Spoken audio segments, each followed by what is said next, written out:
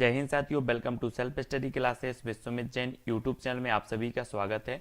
दोस्तों, आज के इस वीडियो में हम कृषि और मृदा के बारे में जानेंगे। ठीक है, जो भी आपके पर्यावरण से संबंधित जो भी महत्वपूर्ण प्रश्न बनते हैं कृषि से संबंधित, उनके बारे में आज हम यहाँ पर जानेंगे। ठीक है, तो इसमें हम आज क्या क्या पढ़ेंगे वो भी देख लो। कृषि क्या है, कृषि की पद्धतियाँ, कृषि के प्रकार, निर्वाह कृषि, वाणिज्यिक कृषि, पालन, है ना, कृषि को प्रभावित करने वाले कारक, फसलों के प्रकार, विदेशी फसलें, और मृदा संरक्षण, मृदा के प्रकार, मृदा, ये सारी की सारी चीज़ें जानेंगे और साथ ही अभ्यास प्रश्न भी यहाँ पर हम करेंगे इसके बाद में। ठीक है, तो सबसे पहले बात यही आती है दोस्तों कि कृषि क्या है। ठीक है, तो कृषि क्या है? जब मनुष्य अपनी आवश्यकताओं को पूरा करने के लिए फसल उगाता है ना, फसल उगाता है, फल सब्जियां उगाता है, तो फूलों को उगाता है, या फिर उपरोक्त जो है क्रियाओं के साथ पशुओं को पालता है, तो समस्त क्रिया कृषि कहलाती है। ठीक है, कृषि एक प्राथमिक क्रिया है जिसमें प्राकृतिक संसाधनों का उपयोग मनुष्य अपनी आवश्यकताओं हेतु उत्पादन करता है। ये चीज सभी को पता है। पौधे हमारे भोजन के मुख्य स्रोत हैं। उनसे भोजन प्राप्त करने के लिए हमें उन्हें मिट्टी में जो है उगाना पड़ता है। जब हम एक ही तरह के पौधे बड़े पैमाने पर उगाते हैं तो उसे क्या कहा जाता है? फसल कहा जाता है। तो ये चीज तो आपको यहाँ पर समझ में आ गई होगी कि कृषि क्या है और फसल क्या है। ठीक है, ये सारी की सारी चीजें आपको यहाँ पर समझनी है। देखते हैं दोस्तों कृषि पद्धतियों के बारे में। तो फसल उगाने के लिए मनुष्य को कई चरण अपनाने पड़ते हैं। इन चरणों को कृषि पद्धतियां कहते हैं। ठीक है, ये पद्धतियां देखो, सबसे पहले आपकी पद्धति आती है मिट्टी तैयार करना। ठीक है, जोत कर, बखर कर, बहुत सारी चीजें ऐसी होती हैं। तो मिट्टी को तैयार करना सबसे पहली पद्धति जो होती है। फिर बुआई होती है, फिर खाद एवं उर्वरक देना, है ना, इस प्रकार से उर्वरक, ये सारी की सारी जो पद्धतियां हैं। तो मिट्टी तैयार करने में सबसे पहले हम देखेंगे कि यह पद्धति सबसे पहली पद्धति और अत्यंत महत्वपूर्ण पद्धति है। इस प्रक्रिया में मिट्टी को पोला या फिर भुरभुरा बनाया जाता है ताकि मिट्टी के अंदर मौजूद पोषक पदार्थ जो है ऊपर आ जाएं और पौधे उनका उपयोग कर अच्छी फसल दे सकें। यह प्रक्रिया हल से, कुदाल से या फिर कल्टीवेटर से की जाती है। बुआई देख लो, मिट्टी में बीज बोने की प्रक्रिया बुआई कहलाती है। यह फसल उत्पादन का सबसे महत्वपूर्ण चरण है। किसान अच्छी गुणवत्ता, अधिक उपज देने वाली बीज कीप जैसे औजार या फिर सीड ड्रिल की सहायता से बोते हैं। बीजों के बीच में न्यूनतम निश्चित दूरी होनी चाहिए ताकि सभी बीजों को समान रूप से सूर्य प्रकाश, पोषक तत्व, पानी मिल सके। खाद एवं उर्वरक देना, लगातार फसलें उगाने से मिट्टी में पोषक तत्वों की कमी हो जाती है। इस कमी को पूरा करने के लिए उसमें खाद और उर्वरक डाले जाते हैं। तो यहाँ पर खाद देखेंगे सबसे प्रकार की कि खाद कितने प्रकार के होते हैं। यह एक जैविक पदार्थ है जो पौधों या जंतुओं के अपशिष्ट से बनती है। तो यहाँ पर देखो खाद के प्रकार, एक गोबर की खाद, एक कंपोस्ट और एक हरी खाद। तो गोबर की खाद क्या है दोस्तों? यह सबसे पहले हम गोबर की खाद के बारे में जानेंगे। यहाँ पर देखो, यह जंतुओं के मल, मूत्र एवं कूड़े करकट को गला सड़ाकर तैयार की जाती है गोबर की खाद। कंपोस्ट देखो, यह फल सब्जियों के कचरों के द्वारा तैयार की जाती है कंपोस्ट खाद। फिर देख लेते हैं हरी खाद। सनई और ग्वार, मूंग, उड़द जैसे पौधे खेतों में उगाए जाते हैं और फूल आने पर उनको खेतों में पलट दिया जाता है ना। लेग्यूमिनस, मटर कुल के पौधों की हरी फसल उगाना, ये सारी की सारी क्या होती हैं? हरी खाद होती हैं। ठीक है, तो ये चीज आपको समझनी है। उर्वरक देखो दोस्तों, ये रासायनिक पदार्थ हैं। उर्वरक क्या है?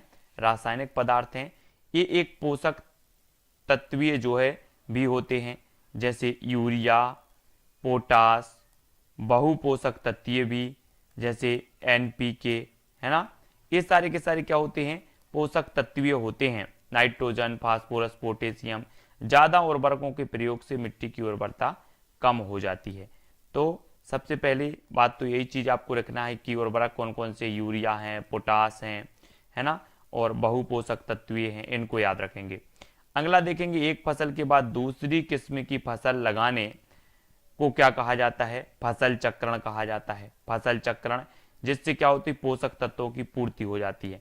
अगर आपसे पूछा जाए कि फसल चक्रण क्या है, अगर क्वेश्चन आ जाए कि फसल चक्रण क्या है, तब आपको आसानी से बताना है कि एक फसल के बाद दूसरी फसल को लगाने या उगाने को क्या कहा जाता है, फसल चक्रण कहा जाता है। ठीक है।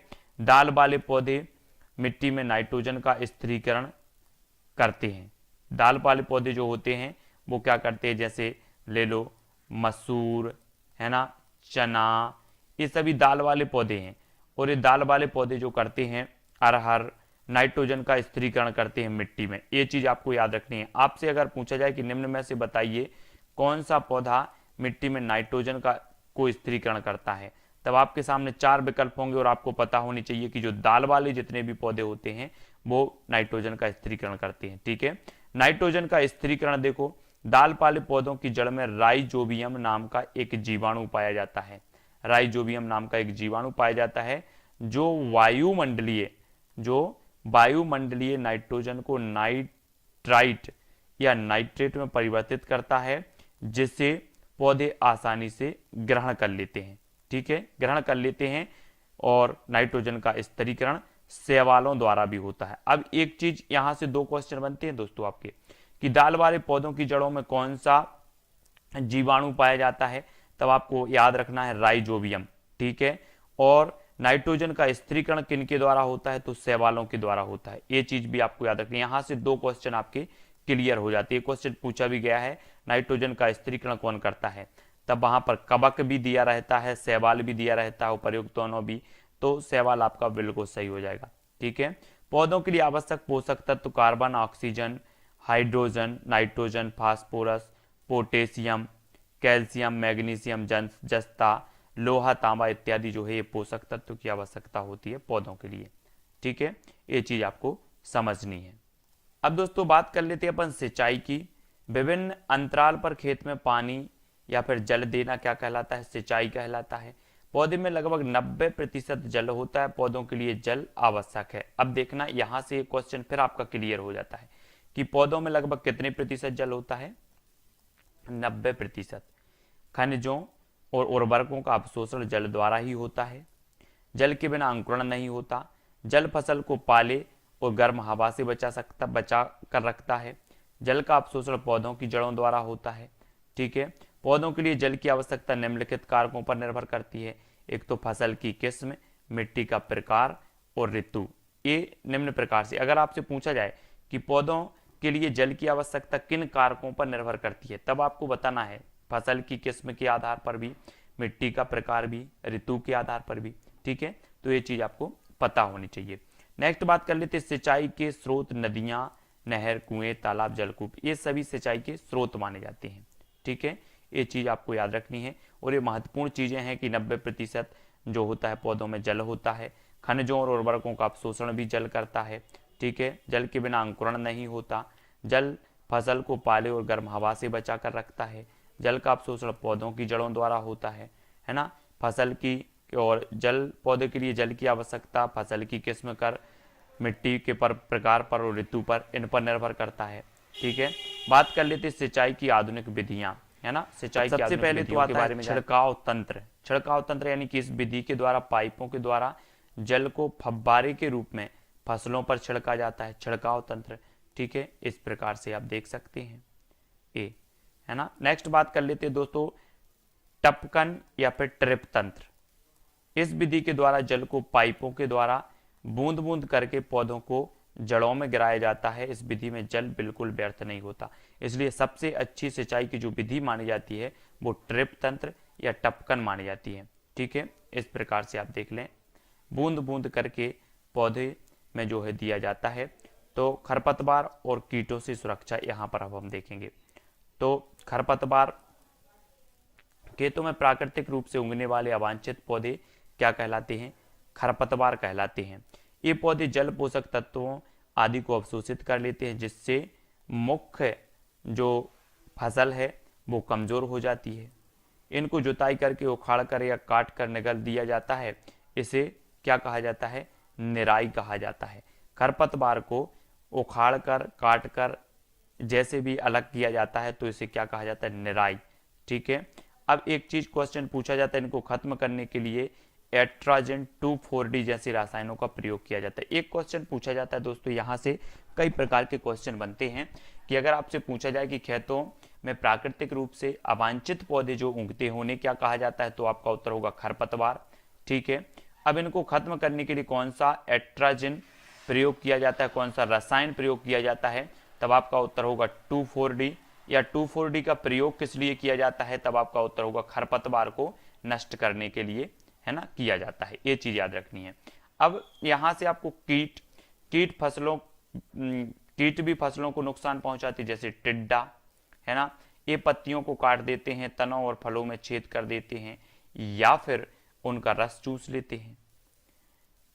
तो इनको दूर करने के लिए मेलाथियान, लिंडेन और थायोडान नामक कीटनाशक जो है इसमें कृमिनाशकों का प्रयोग किया जाता है। तो ध्यान रखने वाली बात यह है कि ज्यादा रसायनों के प्रयोग से फसलों को, मिट्टी को जो है और मनुष्य को, सभी को नुकसान पहुंचता है। कटाई देख लो, फसल के पक जाने पर उसको काटना कटाई कहलाता है। कटाई दरांती या हार्वेस्टर से की जाती है ना। फसल कट जाने के बाद उसके बीजों या दानों को अलग करना थ्रेसिंग कहलाता है। ठीक है, ये क्वेश्चन कई बार पूछा गया, फसल कट जाने के बाद उसके बीजों या दानों को अलग करना क्या कहलाता है, तब आपका उत्तर होगा थ्रेसिंग। ठीक है, अभी अब दरांती देखते हैं। दरांती, इसे हंसिया बोल देते हैं आप लोग गांव में, हंसिया। ठीक है, ये हंसिया, दरांती या फिर हार्वेस्टर और ये थ्रेसर है। तो ये आपके अलग अलग आप देख सकते हैं। कहीं कहीं या बहुत बड़े खेतों में कटाई और थ्रेसिंग एक साथ जो है एक मशीन की मदद से होती है, जिसे कॉम्बाइन कहते हैं, कॉम्बाइन, है ना। तो ये आप देख सकते हैं इस प्रकार से।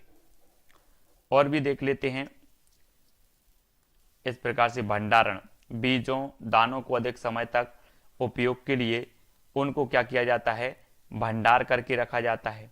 बीजों दानों चूहों कीटों सूक्ष्मजीवों से सुरक्षित रखा जाता है। बीजों को पहले सुखाया जाता है ताकि उनमें से नमी हट जाए।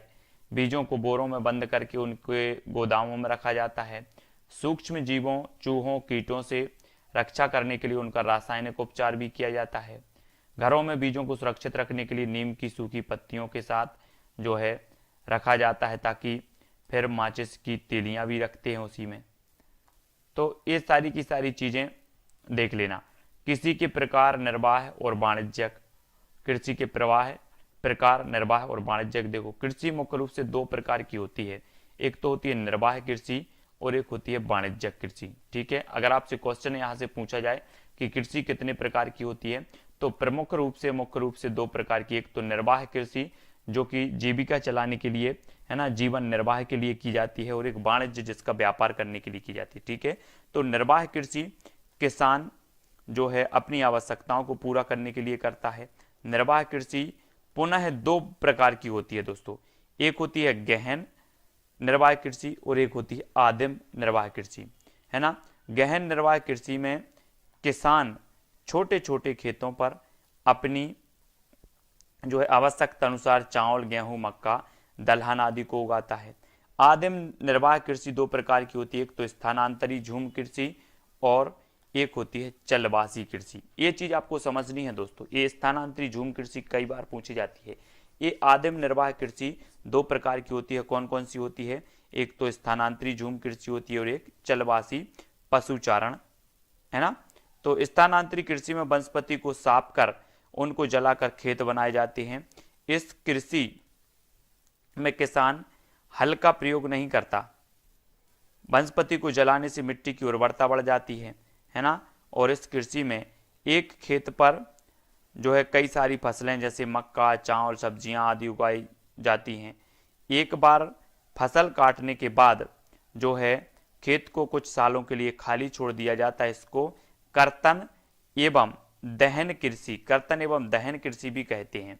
ठीक है, और इसको अलग अलग क्षेत्रों में अलग अलग नाम से जाना जाता है। अब यहाँ से क्वेश्चन अगर आप पूछा जाए कि एक बार फसल उगाने के बाद किस खेत के लिए कई सालों तक छोड़ दिया जाता है, वो किस कृषि के अंतर्गत आता है, तो वो कर्तन एवं जो है दहन कृषि के अंतर्गत आता है। ठीक है, जिसमें वनस्पतियों को जला करके राख कर दिया जाता है, और जब इसमें राख मिश्रित होती है मिट्टी में तो ये मिट्टी कैसी हो जाती है, उर्वरक हो जाती है, ठीक है, उर्वरा शक्ति उसकी बढ़ जाती है।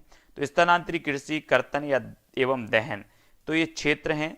यहाँ पर देखो अलग अलग नामों से किस प्रकार से जाना जाता है। अगर आपसे पूछा जाए कि निम्न में से बताइए भारत के किन राज्यों में जो है झूम कृषि होती है, तो आपको पता होनी चाहिए कि यहाँ पर जो कृषि होती है उत्तर पूर्व भारत में मेघालय, नागालैंड, मिजोरम आदि में झूम नाम से जाना जाता है इसे स्थानांतरी कृषि या कर्तन एवं दहन कृषि को झूम नाम से। बुंदेलखंड में वेवार नाम से। आपसे पूछा जाएगा कि बुंदेलखंड में झूम कृषि को किस नाम से जाना जाता है, तब आपका उत्तर होगा वेवार। छत्तीसगढ़ में झूम कृषि को किस नाम से जाना जाता है, दीपा। आंध्र प्रदेश में झूम कृषि को किस नाम से जाना जाता है, पोडू। मलेशिया में झूम कृषि को किस नाम से जाना जाता है, लदांग। और ब्राजील में किस नाम से, तो रोका, है ना, रोका है, ये रोपा नहीं रोका, ठीक है। तो ब्राजील में रोका, मलेशिया में लदांग, आंध्र प्रदेश में पोडू, छत्तीसगढ़ में दीपा, बुंदेलखंड में बेबार। अब यहाँ से क्वेश्चन आपके कई प्रकार से बनेंगे। आपसे पूछा जाएगा कि मेघालय में झूम कृषि को किस नाम से जाना जाता है, तो झूम। स्थानांतरी कृषि को किस नाम से जाना जाता है, तो झूम कृषि। बुंदेलखंड में किस नाम से, तो बेबार। तो ये चीज आपको यहाँ पर याद रखनी है, ठीक है। और चलवासी पशुचारण में लोग अपने पशुओं के साथ चारे और पानी की तलाश में एक स्थान से दूसरे स्थान पर घूमते रहते हैं। भेड़, ऊंट, बकरियां, याक, मवेशी आदि जो है पालते हैं, जो इन लोगों की आवश्यकताओं को पूरा करते हैं। लद्दाख की चांपका जनजाति, जम्मू कश्मीर के बकरवाल, है ना, बकरवाल ये कहाँ के हैं, जम्मू कश्मीर के। चांपका जनजाति है लद्दाख की। और हिमाचल की जो है प्रदेश के गड्डी चलवासी ये पशुचारक हैं। वाणिज्यिक कृषि में फसल उत्पादन और पशुपालन जो है बड़े पैमाने पर होता है। इस प्रकार की कृषि जो है का मुख्य उद्देश्य उत्पादनों को बेचना होता है। यह 3 प्रकार की होती है, वाणिज्यिक अनाज कृषि और मिश्रित कृषि और रोपण कृषि, ठीक है। तो ये चीज आपको याद रखनी, वाणिज्यिक कृषि में फसल उत्पादन और पशुचारण बड़े पैमाने पर होती है, तो ये चीज आपको याद रखनी है। अगला है दोस्तों, वाणिज्यिक अनाज कृषि में एक फसल बड़े पैमाने पर उगाई जाती है ना, गेहूं और मक्का। इस प्रकार जो है कि कृषि के प्रमुख जो है फसल हैं। इस प्रकार की कृषि में मशीनों का प्रयोग किया जाता है, ठीक है। इस प्रकार की कृषि में क्या होता है, मशीनों का प्रयोग किया जाता है। मिश्रित कृषि में खेती एवं पशुपालन दोनों किया जाता है। रोपण कृषि में चाय, कॉफी, केला, कपास, रबड़, काजू, गन्ना जैसी फसलों को उगाया जाता है। इन फसलों को नगदी फसल भी कहा जाता है। एक क्वेश्चन यहाँ से जरूर बनता है दोस्तों, निम्न में से बताइए कौन सी फसल नगदी फसल है। तब आपको पता होनी चाहिए कि चाय नगदी फसल है, कॉफी, केला, कपास, रबड़, काजू, गन्ना ये नगदी फसलें कहलाती हैं, ठीक है। कृषि के प्रकार का रेखीय चित्र देखो। एक तो कृषि का प्रवाह अगर देखें तो यहाँ पर आपको एक समझ में आ रहा होगा निर्वाह कृषि और एक वाणिज्यिक कृषि, ठीक है। इसको थोड़ा सा और जूम करके आपको बताएंगे कृषि के प्रकार। तो निर्वाह कृषि सबसे पहले है, तो निर्वाह कृषि और निर्वाह कृषि को एक तो निर्वाह कृषि और एक आदिम निर्वाह कृषि, ठीक है। अब आदिम निर्वाह कृषि को 2 भागों में बांटा गया, एक तो स्थानांतरी कृषि और एक चलवासी पशुचारण, है ना, ये आदिम निर्वाह कृषि को बांटा गया। और यहाँ पर अगर देखें वाणिज्यिक कृषि को, तो वाणिज्यिक कृषि को 3 भागों में, एक तो वाणिज्यिक कृषि, मिश्रित कृषि और रोपण कृषि, ये 3 भागों में इसको बांटा गया। तो ये कृषि के आपने प्रकार देखे। पालन देखें दोस्तों, विभिन्न प्रकार के जो पालन होते हैं, मधुमक्खी पालन और भी। तो कुछ किसान सिर्फ खेती नहीं करते, वे खाली समय में जानवरों को भी उनके उत्पादन के लिए पालते हैं। कोई किसान तो सिर्फ जानवरों को पालते हैं। एक किसान जानवरों के उत्पादों को बाजार में बेचते हैं, जैसे मुर्गी पालन, मछली पालन, मधुमक्खी पालन इत्यादि प्रमुख जो है ये पालन होते हैं। अब ये चीज सबसे बड़ी और महत्वपूर्ण चीज है जो आपको याद रखनी है। यहाँ पर देखो रेशम कीट पालन, ये क्वेश्चन कई बार पूछा जाता है कि रेशम या कीट पालन, रेशम कीट पालन को क्या कहा जाता है, तो सेरीकल्चर इसे कहा जाता है। क्या कहा जाता है, सेरी, ठीक है, सेरीकल्चर कहा जाता है। इस पालन में रेशम के कीड़ों को पाला जाता है, रेशम के कीड़ों से रेशम प्राप्त किया जाता है। तब ये चीज आपको याद रखनी है दोस्तों, तो रेशम कीट पालन, है ना, रेशम कीट पालन को क्या कहा जाता है, सेरीकल्चर। अब यहाँ से क्या बनता है, रेशम और रेशम के हम धागे देखते, रेशम के धागा हम बोलते ना ये रेशम का धागा है, तो हमें रेशम के धागे को सेरी को बांधना है, सेरी, शेर और सेरी, शेर से बना सेरी, तो हमें सेरी को बांधना है काय से, रेशम के धागे से। तो रेशम कीट पालन सेरीकल्चर।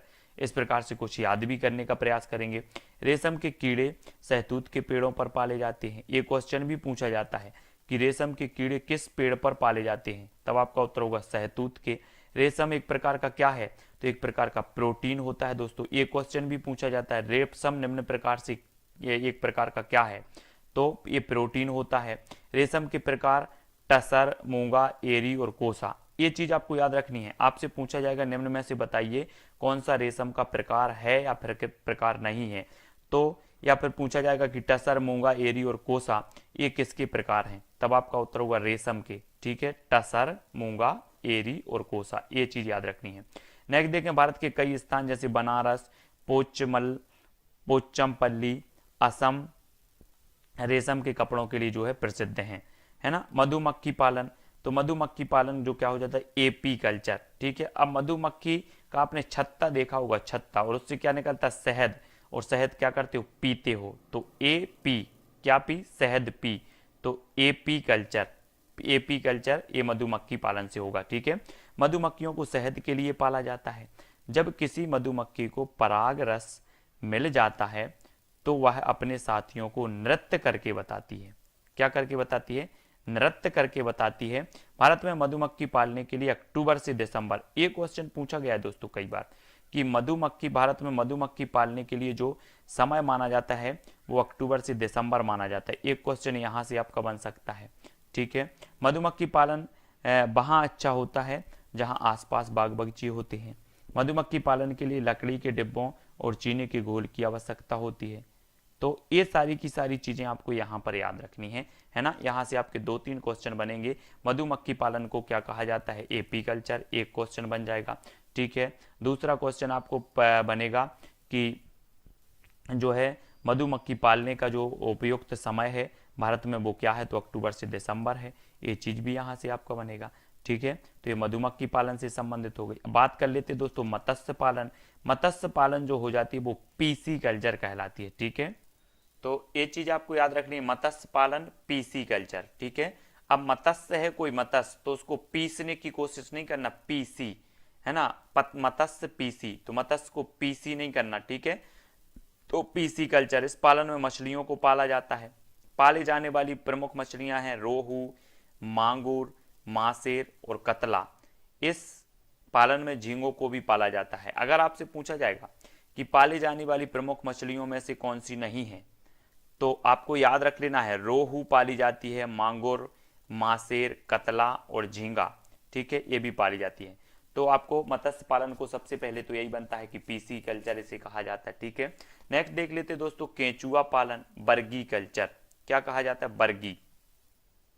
ठीक है, अब यहां पर आपको याद रख लेना है दोस्तों केंचुआ पालन। अब केंचुआ की बात आई तो केंचुआ भी विभिन्न वर्गों के होते हैं।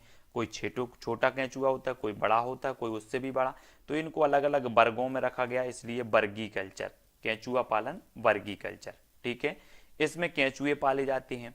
इन केंचुओं को जैव निम्नीकरण कचरों के बीच छोड़ दिया जाता है जिससे वे खाद में बदल देते हैं।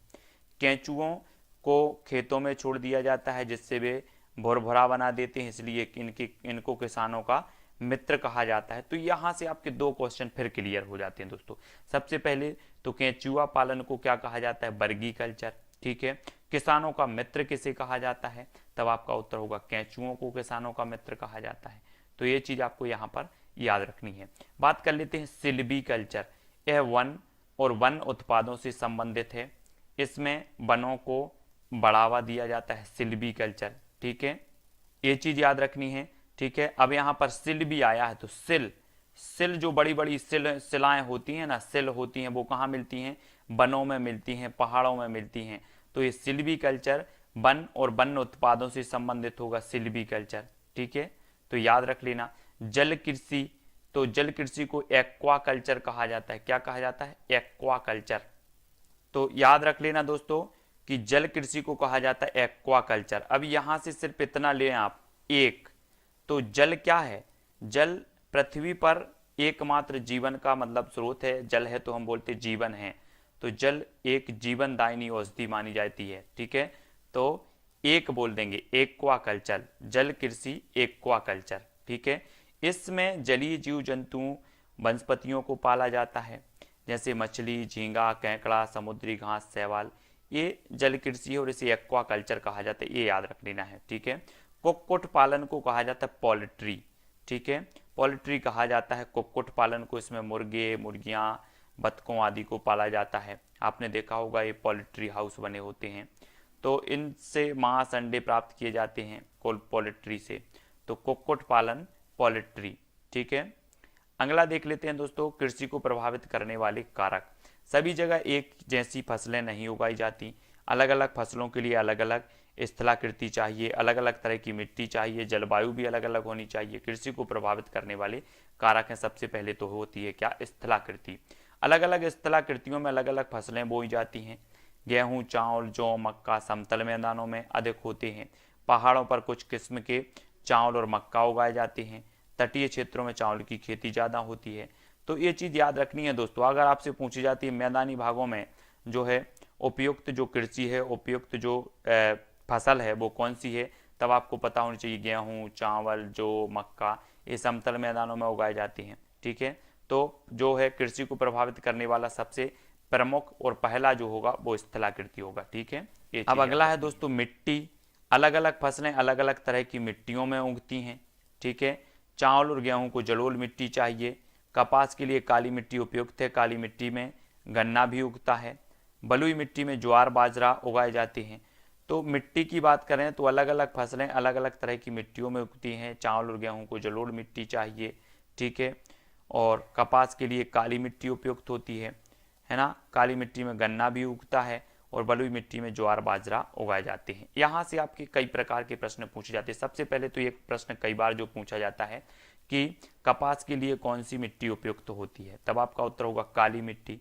ठीक है, चावल और गेहूं के लिए होती है जलोढ़ मिट्टी। ठीक है, और काली मिट्टी में गन्ना भी उगाया जाता है, और ज्वार और बाजरे के लिए जो मिट्टी उपयुक्त होती है वो बलुई मिट्टी होती है। ये चीज़ भी याद रखनी है। जलवायु की बात कर लो, विभिन्न फसलों के लिए विभिन्न जलवायु चाहिए। चावल बारिश वाले क्षेत्रों में उगाया जाता है, गेहूं के लिए बारिश की आवश्यकता नहीं होती। ज्वार और बाजरा गर्म और शुष्क क्षेत्रों में होते हैं। ठीक है, ये चीज़ भी पूछा जाता है दोस्तों, ज्वार और बाजरा जो है ये किन क्षेत्रों में उगते हैं, तो गर्म और शुष्क क्षेत्रों में उगते हैं। ठीक है, ज्वार और बाजरा। ठीक है, ये चीज़ याद रखनी है। वर्षा सबसे ज़्यादा कृषि को प्रभावित करती है। अगर आपसे पूछा जाएगा निम्न में से बताइए कौन कृषि को सर्वाधिक प्रभावित करती है, तो वर्षा करती है। ठीक है, अब यहाँ हमने पढ़ लिए क्या, कृषि को प्रभावित करने वाले कारक कौन से हैं, तो स्थलाकृति है, ठीक है, मिट्टी है, जलवायु है, ये चीज़ आपको याद रखनी है यहाँ पर। अगला देख लेते हैं फसलों के प्रकार। विभिन्न जलवायु कारकों, ताप, आर्द्रता एवं वर्षा के आधार पर भारत में दो प्रमुख प्रकार की जो है फसलें पाई जाती हैं। एक तो होती है रबी की फसल और एक होती है खरीफ की फसल। एक क्वेश्चन आपका हर एग्जाम में यहाँ से पूछा जाता है दोस्तों। ये होती है रबी की फसल और ये है खरीफ की फसल। इसको अच्छे से आपको पढ़ना है। इसकी जो रबी की बुआई होती है, ये फसलें शरद ऋतु यानी कि अक्टूबर नवंबर में बोई जाती हैं रबी की फसलें। ठीक है, और खरीफ की फसलें ये वर्षा ऋतु जून जुलाई में बोई जाती हैं। ये चीज़ याद रखनी है। आपसे पूछा जाता है हमेशा कि रबी की फसलें कब बोई जाती हैं, तो अक्टूबर नवंबर में बोई जाती हैं, और खरीफ की कब बोई जाती हैं, जून जुलाई में बोई जाती हैं। ये कब काटी जाती हैं, तो ये मार्च अप्रैल में काटी जाती हैं। ये खरीफ की फसलें कब काटी जाती हैं, तो अक्टूबर नवंबर में काटी जाती हैं, है ना। ये रबी की फसलें कौन कौन सी हैं, गेहूँ, चना, मटर, सरसों, अलसी, ये जो है रबी की फसलें हैं। खरीफ की फसलें कौन कौन सी हैं, चावल, मक्का, कपास, प्याज, मूंगफली, ये खरीफ की फसलें हैं। तो रबी की फसलें और खरीफ की फसलों में से आपका एक क्वेश्चन बनेगा, यहाँ से आपको याद रखना है। ठीक है, अप्रैल से जून तक के महीनों में खीरा, ककड़ी, तरबूज, खरबूजा, तुरई, लौकी इत्यादि फसलें उगाई जाती हैं। इन्हें कहा जाता है जायद फसलें। अब यहाँ आपको तीन प्रकार की जो है फसलें समझना है दोस्तों। निम्न में से बताइए कौन सी जायद फसल है, तो आपको पता होनी चाहिए खीरा, ककड़ी, तरबूज, खरबूज, तुरई, लौकी आदि ये जायद फसलें कहलाती हैं। ठीक है, और रबी की फसलें आपको पता हो गई कि गेहूं, चना, मटर, सरसों, अलसी, ये रबी की फसल हो गई। ठीक है, खरीफ की फसल देख ली, चावल, मक्का, कपास, प्याज, मूंगफली, ये खरीफ की फसलें हो गई। तो ये फसलों के बारे में भी आपको याद रखना है। विदेशी फसलें देखो, आज हम जिन सब फल सब्जियों फसलों आदि का अपने भोजन में उपयोग करते हैं वे सेव पहले से ही भारत में नहीं उगती थी। इनमें से कुछ संसार के अलग देशों से, अलग अलग क्षेत्रों से भारत में लाई गई और हमारे भोजन का अहम अंग बन गई, है ना। फसल देखो, गेहूं तो उत्तर पश्चिम एशिया इसका प्रमुख क्षेत्र माना जाता है। चना उत्तर पश्चिम एशिया, आलू दक्षिण अमेरिका का, ठीक है, और टमाटर दक्षिण अमेरिका, मिर्च दक्षिण अमेरिका, मूंगफली दक्षिण अमेरिका का, अमरूद दक्षिण अमेरिका, मक्का मैक्सिको, मटर यूरोप, गोभी यूरोप, सोयाबीन चीन, पपीता अमेरिका, कॉफ़ी अफ्रीका, बाजरा अफ्रीका, भिंडी अफ्रीका। ये अलग अलग सभी क्षेत्रों की ये फसलें हैं, ठीक है। और भी चीज़ें जानते हैं, रेसे या फिर तंतु। प्राकृतिक रेसे जानवर और पेड़ पौधों से मिलते हैं। प्राकृतिक रेसे कृत्रिम भी होते हैं, अर्थात रासायनों से बनाए जा सकते हैं। रेसे या तंतुओं से धागे और धागों से वस्त्र बनाए जाते हैं। जानवरों से प्राप्त रेसे को जानतव रेसे कहते हैं। ये दो प्रकार के होते हैं, एक तो ऊन और एक रेशम। ये जानवरों से प्राप्त रेसे हैं। अगर आपसे पूछा जाएगा निम्न में से बताइए कौन सा जानवरों से प्राप्त रेसे हैं, तो एक तो रेशम, एक ऊन। इन्हें जानतव रेशा कहा जाता है, ठीक है। ऊन की बात कर लेते हैं। ये हमें भेड़, बकरी, ऊंट, याक, लामा आदि जानवरों से मिलते हैं, ठीक है। ऊन का मुख्य स्रोत भेड़ है। भेड़ों से ऊन गर्मियों के मौसम में उतारी जाती है ताकि वे गर्मी को बर्दाश्त कर सकें, है ना। एक क्वेश्चन पूछा जाता है कि भेड़ों से जो ऊन है वो गर्मियों में ही क्यों उतारा जाता है, तब आपका उत्तर क्या होता है, ताकि वे गर्मी को बर्दाश्त कर सकें। जब हम ऊन उतारते हैं तब भेड़ों को कोई कष्ट नहीं होता, क्योंकि उनकी त्वचा की ऊपर की परत क्या होती है, मृत कोशिकाओं से बनी होती है। पश्मीना और अंगोरा ऊन बकरियों से प्राप्त की जाती है ना। पश्मीना और अंगोरा जो ऊन होती है वो बकरियों से प्राप्त की जाती है। बात कर लेते दोस्तों रेशम के बारे में। रेशम हमें रेशम के कीड़ों से मिलता है। पौधों से मिलने वाले रेशों को पादप रेशा कहते हैं। रेशे जूट और कपास हैं, ठीक है। तो ये इन्हें क्या कहा जाता है, पादप रेशा, जूट और कपास को। तो आपने देख लिया यहाँ पर कि जानवरों से प्राप्त रेशा कौन है, ऊन और रेशम, ये जानवरों से प्राप्त हैं। पादपों से प्राप्त हैं तो जूट और कपास ये पादप से प्राप्त हैं, ठीक है। और जूट है हमें पटसन और फ्लैक्स पौधे से मिलता है। पटसन और फ्लैक्स पौधे से मिलता है।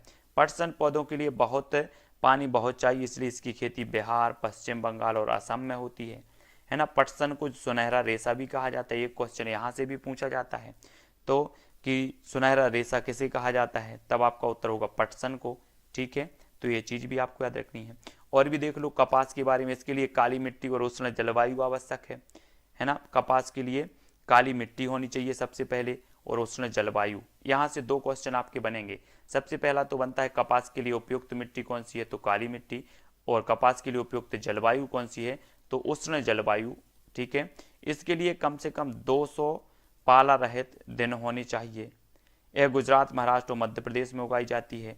जो रेशे रसायनों से बनते हैं उन्हें कृत्रिम रेशा कहा जाता है।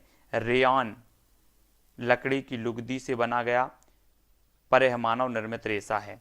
रेयान, है ना, लकड़ी की लुगदी से बनाया गया पर यह मानव निर्मित रेशा है। नायलॉन पूर्ण रूप से बनाया गया कृत्रिम रेशा है। इसका प्रयोग रस्सी बनाने में, जो है तंबू बनाने में, टूथ ब्रश बनाने में, पर्दे आदि बनाने में किया जाता है। और अन्य कृत्रिम रेशे हैं पॉलिएस्टर, एक्रिलिक, एक कृत्रिम ऊन है, ठीक है, कृत्रिम ऊन आदि। तो ये सारे के सारे हैं। रेयान लकड़ी की लुगदी से बनाया गया यह मानव निर्मित रेशा है, ठीक है। नायलॉन भी है, अन्य कृत्रिम रेशा पॉलिएस्टर और एक्रिलिक है, ये कृत्रिम रेशे हो जाती है। अब दोस्तों हम बात करते हैं मृदा या फिर मिट्टी की। पृथ्वी की सतह पर पाए जाने वाले दानेदार कणों की पतली परत मृदा कहलाती है। इसका निर्माण चट्टानों से प्राप्त खनिजों और जैव पदार्थों एवं भूमि पर पाए जाने वाले खनिजों से होता है ना। और मृदा के कार्य देखो, एक अनेक जीवों का आवास है। यह पौधों को जकड़ कर रखती है। यह पौधों को जल और पोषक तत्वों की आपूर्ति करती है। मृदा परिच्छेदिका मृदा अनेक परतों से बनी होती है। इन सभी परतों का गठन, रंग, गहराई और रासायनिक संगठन अलग होता है। सबसे ऊपरी परत में ह्यूमस और खनिज पाए जाते हैं, इसलिए इसका रंग जो है गहरा होता है। यही परत उपजाऊ होती है। कौन सी? सबसे ऊपरी परत जो है ये ह्यूमस और खनिज पाए जाते हैं इसमें। अगर आपसे कभी पूछा जाए कि ह्यूमस और खनिज कहाँ पाए जाते हैं, तो ऊपरी परत में, ठीक है। और इसका रंग गहरा होता है। यही परत उपजाऊ भी होती है। दूसरी परत कठोर होती है, इसमें ह्यूमस कम होता है पर खनिज ज़्यादा। तीसरी परत पत्थरों की होती है। चौथी परत आधार सेल पाए जाते हैं, ही मिट्टी को उसका रंग प्रदान करती है, ठीक है। बात कर लेते हैं मृदा के प्रकार की। तब दोस्तों भारत में पाई जाने वाली प्रमुख मृदा है जलोढ़, लाल, काली, लेटराइट एवं मरुस्थलीय, ठीक है। सबसे पहले हम जलोढ़ मृदा के बारे में जानेंगे। इस प्रकार की मृदा मैदानों और नदी घाटियों में पाई जाती है, ठीक है। अगर आपसे पूछा जाए कि मैदान और नदी घाटियों में कौन सी मृदा पाई जाती है, तो जलोढ़ मृदा पाई जाती है, ठीक है। और इस प्रकार की मृदा में लगभग सभी प्रकार की फसलें उगाई जाती हैं जलोढ़ मृदा में, ठीक है। और जो है उगाई जाने वाली जो प्रमुख फसलें हैं, गेहूं, चावल, दलहन, तिलहन, कपास, गन्ना, ये उगाई जाती हैं। बात कर लेते हैं काली मृदा की। यह मृदा गुजरात, महाराष्ट्र, आंध्र प्रदेश, तमिलनाडु में पाई जाती है। काली मृदा उगाई जाने वाली प्रमुख फसल है कपास, ठीक है। इसको कपासी मृदा भी कहा जाता है। और लाल मृदा देखो, यह मृदा दक्षिण भारत के पूर्वी क्षेत्रों में पाई जाती है। लोहे की अधिकता के कारण इसका रंग लाल होता है। सिंचाई की सुविधा से इसमें धान, आलू, कपास उगाए जा सकते हैं। लेटराइट मृदा, यह मृदा वहाँ पाई जाती है जहाँ वर्षा अधिक होती है। लेटराइट मृदा, यह मृदा खेती के लिए अच्छी नहीं होती। लेटराइट। मरुस्थलीय मृदा, शुष्क मृदा, यह मृदा शुष्क, अर्ध शुष्क स्थानों में पाई जाती है। राजस्थान और लद्दाख यह मृदा पाई जाती है ना, शुष्क अर्ध शुष्क स्थानों में मरुस्थलीय मृदा। मृदा का निम्नीकरण, मृदा निम्नलिखित कारणों से खराब हो जाती है। जंगल काटने से, उर्वरकों और कीटनाशकों के प्रयोग से, अत्यधिक वर्षा और बाढ़ से, भूस्खलन से, अतिचारण, चारागाहों के ज़्यादा प्रयोग से, एक ही तरह की फसल जो है बार बार उगाने से मृदा का निम्नीकरण होता है। आपसे पूछा जाएगा कि निम्न में से बताइए कौन सा मृदा का निम्नीकरण का कारण है, तब आपको ये कारण पता होनी चाहिए, ठीक है। बात कर लेते हैं मृदा संरक्षण की। तो मृदा को निम्न उपायों से संरक्षित रखा जाता है। सबसे पहले हम देखेंगे कि ज़्यादा से ज़्यादा पौधे लगाकर, उर्वरकों एवं कीटनाशकों का कम उपयोग करके, अतिचारण कम करने से, बांध बनाकर, अलग अलग समय पर भिन्न भिन्न फसलें उगाकर, है ना, ये मृदा संरक्षण इसमें किया जा सकता है। अब दोस्तों हम देखेंगे भारत की प्रमुख फसलें और उनसे संबंधित राज्य। तो गेहूं से संबंधित जो राज्य है, प्रमुख जो फसलें हैं, उत्तर प्रदेश से संबंधित, है ना, जौ उत्तर प्रदेश, बाजरा राजस्थान, प्रमुख फसल जो है यहाँ पर बात हो रही। ज्वार महाराष्ट्र, मक्का आंध्र प्रदेश, दालें महाराष्ट्र, गन्ना उत्तर प्रदेश, ठीक है, चाय असम, कॉफ़ी कर्नाटक, कपास गुजरात, जूट पश्चिम बंगाल और रबड़ केरल। तो ये इन फसलों के लिए प्रसिद्ध माने जाते हैं, ठीक है। तो यहाँ पर ये दिया है। भारत की प्रमुख फल देखो, संतरा के लिए जाना जाता है नागपुर प्रसिद्ध है, काजू के लिए जाना जाता है गोवा, ठीक है, लीची के लिए देहरादून, सहारनपुर और मुजफ्फरपुर, ठीक है, ये लीची के लिए जाना जाता है। अल्फांसो आम की एक प्रजाति है रत्नगिरी महाराष्ट्र, सहतूत अमृतसर, ठीक है, सहतूत अमृतसर, अंगूर के लिए नासिक, स्ट्रॉबेरी के लिए महाबलेश्वर, अनानास के लिए सिलीगुड़ी, केला के लिए जलगांव, चीकू के लिए दहानू महाराष्ट्र, सेब के लिए कोटा गढ़ हिमाचल प्रदेश और अमरूद के लिए इलाहाबाद। ये फसलें हैं अलग अलग जिनके लिए संबंधित राज्य और क्षेत्र हैं, ठीक है। भारत के प्रमुख मसाले, काली मिर्च केरल, इलायची केरल, ठीक है, ये चीज़ आपको याद रखनी है। लौंग के लिए जाना जाता है केरल, दालचीनी के लिए केरल, तेज पत्ता के लिए केरल, अदरक के लिए आंध्र प्रदेश, हल्दी के लिए आंध्र प्रदेश, धनिया के लिए राजस्थान, जीरा के लिए राजस्थान, मेथी के लिए राजस्थान और केसर जम्मू कश्मीर, सौंफ पंजाब, लहसुन हरियाणा और अजवाइन बिहार और सरसों उत्तर प्रदेश। ये जो है अपन ने मसाले भी देख लिए, फसलें भी देख लिए, यहाँ पर ये अलग अलग क्षेत्रों में होता है। और केरल को मसालों का घर भी कहा जाता है। ठीक है, तब दोस्तों अब हम यहाँ पर हमने पूरा का पूरा जो कृषि से संबंधित अध्ययन है, कृषि से संबंधित जो भी आपके प्रश्न पूछे जा सकते हैं, जो भी आपकी संभावना रहती है, उनसे संबंधित यहाँ पर महत्वपूर्ण जो है टॉपिक पर हमने अध्ययन किया। अब हम इससे संबंधित कुछ प्रश्न हैं उनके बारे में जानेंगे। ठीक है, अब दोस्तों आपको फटाफट से उत्तर बताना है। कृषि किस प्रकार की क्रिया है? प्राथमिक, द्वितीयक, चतुर्थक या फिर तृतीयक? तो कृषि किस प्रकार की क्रिया मानी जाती है? प्रश्न क्रमांक 1 का उत्तर तब आपका बिल्कुल सही आंसर होगा क्या? प्राथमिक, यानी कि ए नंबर। ठीक है, मिट्टी को जोतना क्यों आवश्यक है? इससे मिट्टी की नमी खत्म हो जाती है, इससे मिट्टी के अंदर के पोषक तत्व ऊपर आ जाते हैं, इससे मिट्टी में खाद मिल जाती है, उपरोक्त में से कोई नहीं। तो मिट्टी को जोतना आवश्यक है, हमने अभी पढ़ा था कि इससे मिट्टी के अंदर पोषक तत्व ऊपर आ जाते हैं, वी नंबर। ठीक है, अगला देख लो, बीजों के बीच उचित दूरी से बीजों को क्या होता है? पर्याप्त सूर्य का प्रकाश मिलता है, पर्याप्त मात्रा में पोषक तत्व मिलते हैं, उचित मात्रा में पानी मिलता है। तब आपका बिल्कुल सही आंसर क्या हो जाएगा? बीजों के बीच उचित दूरी से बीजों को सब कुछ पर्याप्त पोषक तत्व भी मिलता है, सूर्य का प्रकाश और पानी भी मिलता है। हरी खाद कैसे तैयार की जाती है? अभी हमने पढ़ा था दोस्तों, गोबर की खाद, हरी खाद, कंपोस्ट खाद। तो हरी खाद कैसे तैयार की जाती है? वो की जाती है मूंग उड़द जैसी फसलों को उगाकर, है ना। सी नंबर आपका बिल्कुल यहाँ पर सही हो जाएगा, हरी खाद तैयार की जाती है। निम्न में से किसके द्वारा नाइट्रोजन का स्थिरीकरण होता है?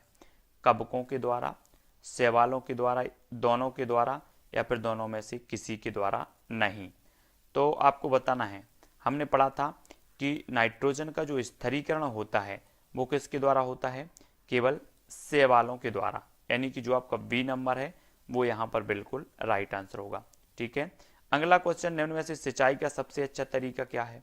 जलकूप, कुएं, छिड़काव तंत्र या फिर ड्रिप तंत्र? हमने पढ़ा था कि ड्रिप तंत्र में क्या होता है, बूंद बूंद पानी पौधे को पहुंचता है और ये इसमें पानी वेस्ट नहीं होता। तो सबसे अच्छा जो तरीका वो ड्रिप तंत्र है, डी नंबर। ठीक है, 2,4-D क्या है दोस्तों? 2,4-D के बारे में हमने जाना था, कीटनाशक है, सिंचाई मशीन है, खरपतवार नाशक है और उर्वरक है। तो हमने बताया था कि जो फसलों में अनावश्यक रूप से कुछ पौधे ऊँग आते हैं, कुछ खरपतवार ऊँग आता है, उन खरपतवार को नष्ट करने के लिए 2,4-D का प्रयोग किया जाता है और एक खरपतवार नाशक कहलाता है। लद्दाख की चांपका जनजाति किस प्रकार की कृषि करती है? तो आपको पता है कि ये जो प्रश्न क्रमांक 8 का उत्तर हो जाएगा वो किस प्रकार की करती है? सभी लोग आंसर बताएंगे। जो चांपका जनजाति है ये चलवासी पशुचारण, है ना, डी नंबर यहाँ पर सही हो जाएगा। सुमेलित कीजिए, बुंदेलखंड में जो है स्थानांतरित कृषि को क्या कहा जाता है? तब हमने पढ़ा था बेबार। ठीक है, मलेशिया में क्या कहा जाता है? तो मलेशिया में हमने पढ़ा था क्या कहा जाता है? लदांग। ब्राजील में क्या कहा जाता है? रोका। और उत्तर पूर्व भारत में क्या कहा जाता है? झूम। ठीक है, ये स्थानांतरित कृषि को कहा जाता है अलग अलग प्रकार से। आपसे सामान्य सा क्वेश्चन पूछा जाएगा कि स्थानांतरित कृषि को बुंदेलखंड में क्या कहा जाता है? तब आपका उत्तर होगा बेबार। ठीक है, ये पढ़ना है।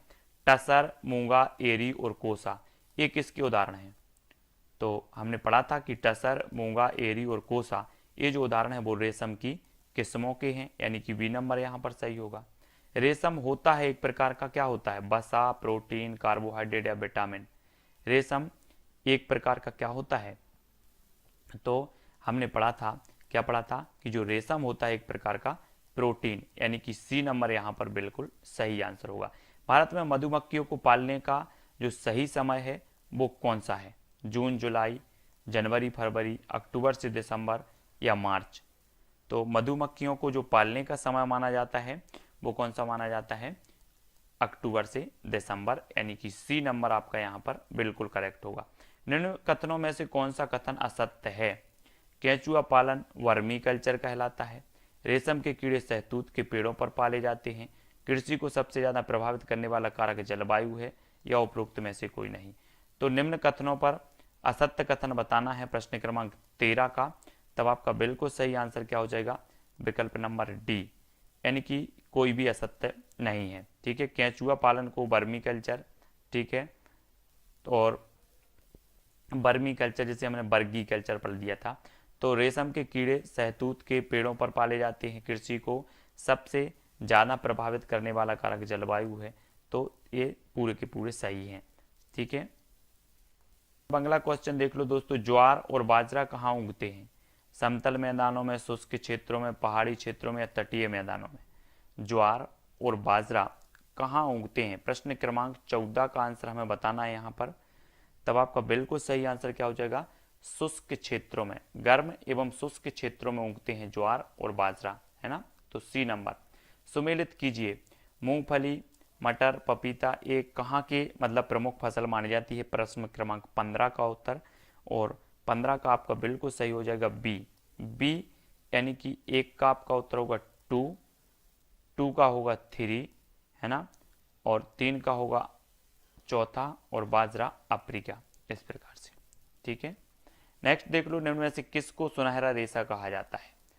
तो आपको पता है दोस्तों कि जो सुनहरा रेशा कहा जाता है वो किसे कहा जाता है? जूट या फिर पटसन। पटसन से जूट प्राप्त होता है, तो पटसन इसका सही उत्तर होगा।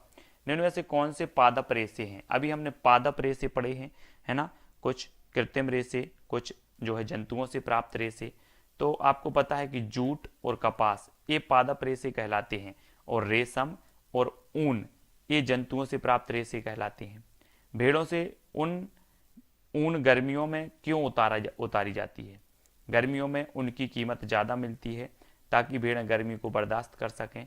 गर्मियों में भेड़ों पर ऊन ज़्यादा होती है, उपरोक्त सभी। तो प्रश्न क्रमांक 18 का आपका जो उत्तर होगा कि ताकि भेड़ें गर्मी को बर्दाश्त कर सकें, और बी नंबर यहाँ पर करेक्ट आंसर होगा। मिट्टी की सबसे ऊपर की परत काली होती है, क्यों होती है? इसमें ह्यूमस और खनिज पाए जाते हैं, इसमें पत्थर पाए जाते हैं, इसमें आधार सेल पाए जाते हैं, उपरोक्त में से कोई नहीं। तो मिट्टी की सबसे जो ऊपर की परत होती है वो काली क्यों होती है? तो हमने पढ़ा था कि इसमें ह्यूमस और खनिज पाए जाते हैं, इस कारण ए नंबर आपका बिल्कुल सही हो जाएगा। अगला देख लेते हैं, निम्न में से कौन सी मिट्टी सिंचाई के बाद उपजाऊ बन जाती है? तो कौन सी बन जाती है सिंचाई के बाद? 20 का आंसर बताना है। तो बिल्कुल आंसर क्या हो जाएगा आपका? लाल मिट्टी, लाल यानी कि सी नंबर। निम्न में से कपासी मृदा किसे कहते हैं? 21 का आंसर बताना है, और कपासी मृदा जो कहा जाता है वो कहा जाता है काली मिट्टी को। ठीक है, तो इस प्रकार से दोस्तों हमने कृषि के बारे में विस्तृत अध्ययन किया इस वीडियो में, और उसके प्रश्न जो अभ्यास प्रश्न थे उनके बारे में भी पढ़ा। आपको ये वीडियो कैसा लगा कमेंट के माध्यम से बताएं। वीडियो को शेयर भी करना है। बहुत ही बढ़िया तरीके से हमने कृषि को पढ़ लिया है, और सभी के सभी जो सारे के सारे प्रश्न हैं वो आपको क्लियर हो गए होंगे। वीडियो आपको अच्छा लगा होगा, वीडियो आपके लिए उपयोगी होगा। ठीक है, तो सभी लोगों को कमेंट जरूर बताना है, और सभी लोगों को वीडियो को लाइक करके शेयर करना है। जो भी साथी नए हैं वो सब्सक्राइब कर लेना। इसी प्रकार से आपके कई जो है वीडियो आने वाला है। तो आज के लिए बस इतना ही। जय हिंद।